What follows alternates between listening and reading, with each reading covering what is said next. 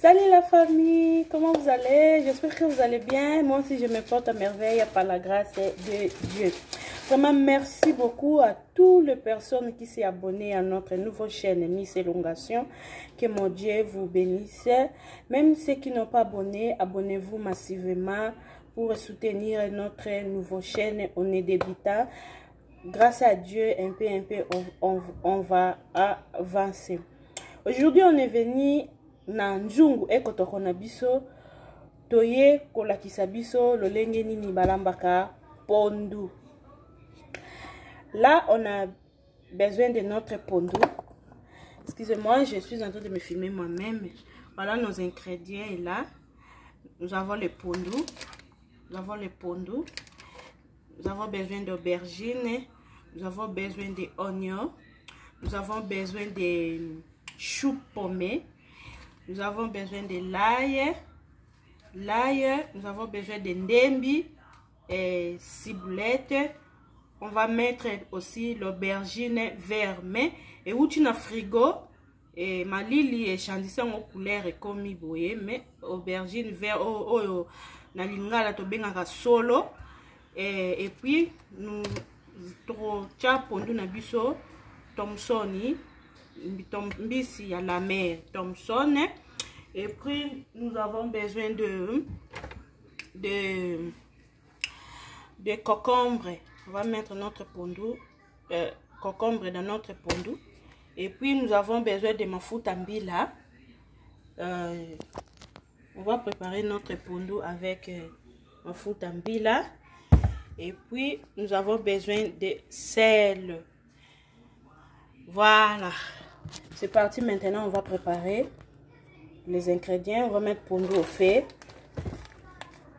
On va arranger les épices et puis de mettre le pondu au feu.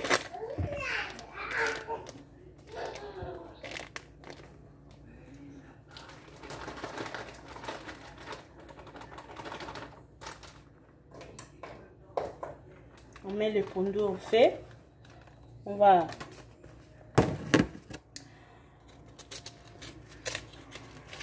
tous mes épices, je ne vais pas les couper, je ne vais pas les râper. Je vais faire ça dans moulinex pour permettre l'épice vraiment bien écraser.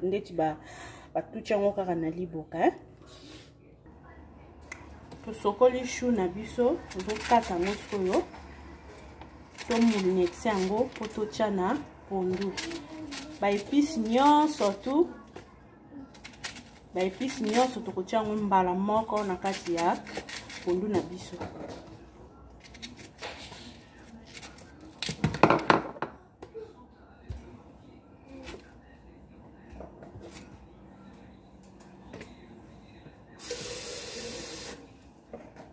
On va mettre un peu de l'eau pour permettre à la machine et écraser bien.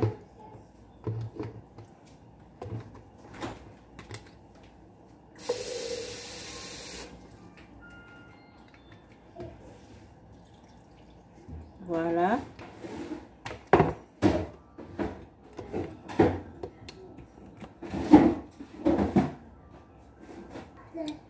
Voilà, on a écrasé notre chou. On va mettre ça dans le pondu.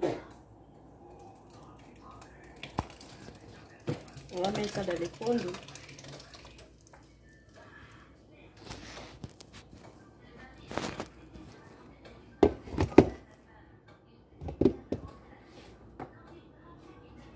Puis on va mettre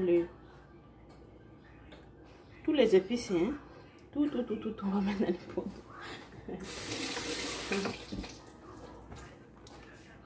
Concombre.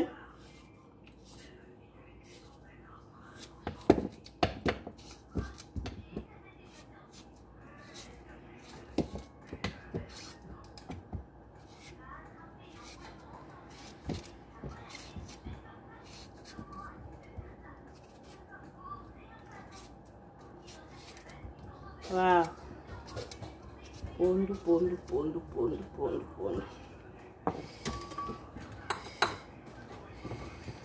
Je vais laver l'ail.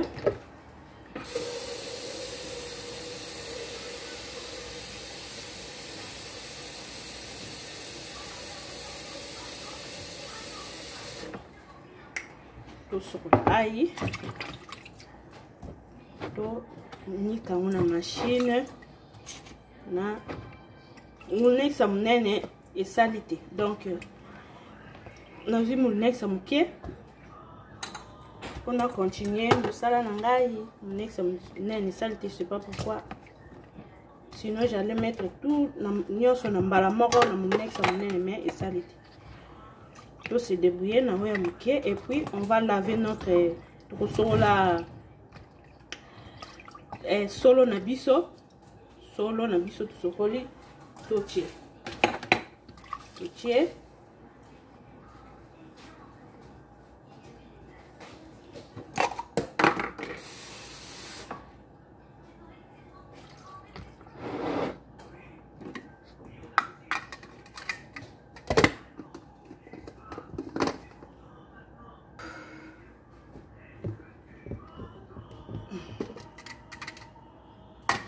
j'ai soupiré na biso ya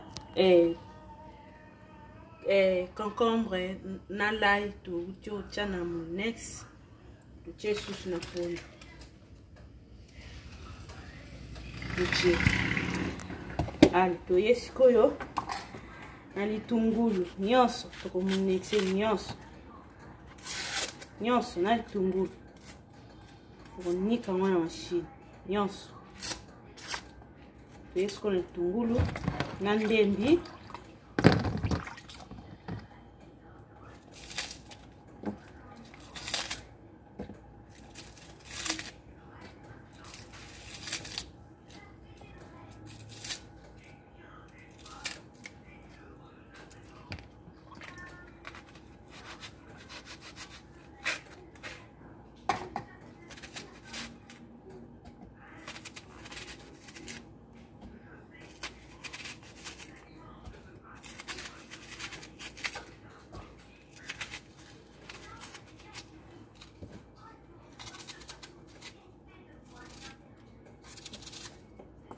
Next nene, c'est pas sûr que bête que ça l'est tout se débrouiller dans qui tout ça maman il peut permettre machines à souple permettre machines à souple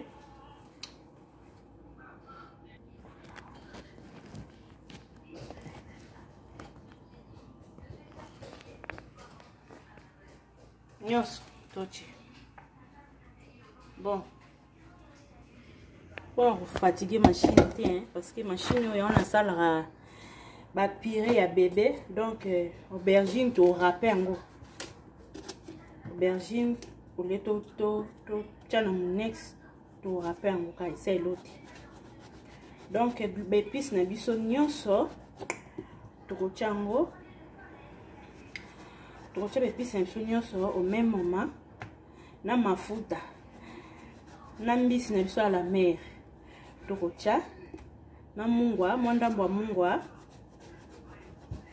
après to sundoli siko pondu na moto hein to sundoli na moto esa nini etoka pondu babalola ngote soko otie mafuta otie mungwa otie ba épices boye otie kango na moto etoka babalola pondu na moto tia moi que ce qui est comme pena na suka et bela soit soko linyo panza ndetinga na ocha na pondu na Thomson so na nina panza Thomson nde na ko ocha lutu pona bimisa Thomson wana na panza ngo mais babalola pondu pa pamba teza ko afumbwa te babalola pondu pa pamba te biso tolamba pondu na biso na Thomson mais okope kolamba pondu na yo na mbisi ya kokauka ndeti mbisi ya kokaboye na bosa na ekochango na mai na tongo donc ero yo sala pinga retard pona ocha pondu na mbisi ya kokauka yango na tie Thomson mbisi ya kokauka recette nango à la prochaine vidéo tozongisi yango na gal na tozongisi mbisi ya kokauka na magasin. Oui. je prépare. Râper.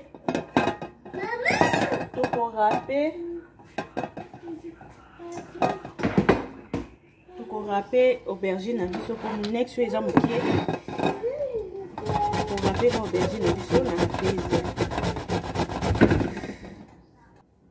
Voilà, tout ce qu'on râper aubergine na biso, to tiango na kati ya pondu. Pondu que ça va taper hein. Après ce que tu as Thomson na biso, to sala ngo to longoli ba salta kati, to cheli susu na pondu. To tia na pondu. To tia mafuta.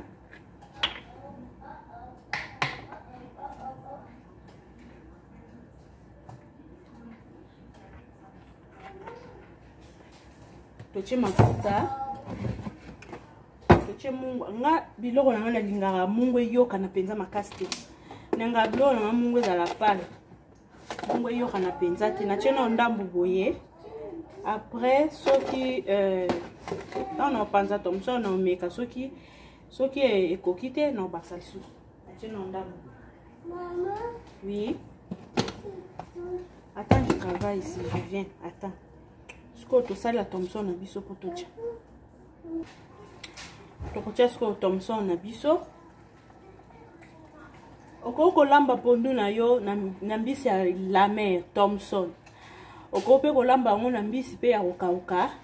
Soit tu peux ko chape otie mbisi kokauka, otie pe na la mer et ça le lote. Ça le lote, nyo surtout ezakaka bi loko. Voilà bandeko. Totie nyonso na kati ya pondu na biso. Totie mafuta, totie ba épices, totie la mer na biso, totie mungu ndambu. Sikoyo tochiki yango etoka. Tochiki yango penja to bosani yango etoka. Après to royako panza Thomson to meki mungwa et puis